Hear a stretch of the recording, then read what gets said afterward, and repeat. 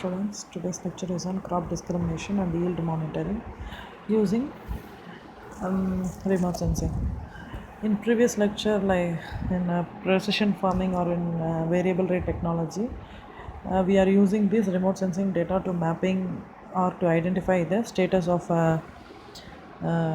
crop or status of the nutrient of soil or fertility status of the soil to nutrient management or site specific nutrient management. And this lecture is related to crop growing stages and yield monitoring. Along with that, three important things that is are there, that is identifying, discriminating and mapping the crops. And for this, why remote sensing is needed for this crop discrimination and yield monitoring means it offers an efficient and reliable information about the crop mapping or the crop growing status. And as you all know, it helps to collect the data of inaccessible areas also. And along with that, it can able to provide additional information about the status of the crop or stage growth stages and health of the crop throughout the period.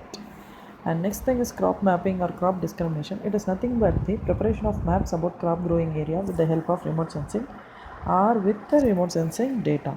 These crop mapping projects are multi-temporal data at different stages of crop.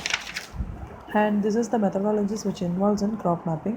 Initially, we have to do the sampling plan. Along with that, the ground truth planning also done by the surveyors or for the collection of ground truth data. And then by using this remote sensing, the samples or data from the remote sensing was extract with the sample segment extraction, and then it will compared with the ground data or ground truth information.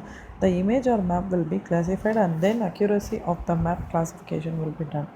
Finally, the crop mapping or acreage of aggregation will be prepared.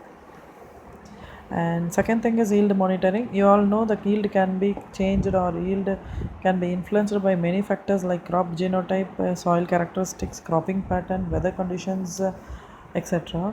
And this helps to differentiate the stressed crop from the normal crop at a given time to reduce the production loss or to access the production loss. And second thing, this is the yield methodology in mapping of yield or yield monitoring. Already we have classified the map or image of the crop will be prepared in crop mapping, and then the crop mask will be generated for computation of vegetation index for, and based upon the vegetative index or biometric yield of crop growth stages, the yield map will be prepared to reduce or access the production of a particular crop. Thank you.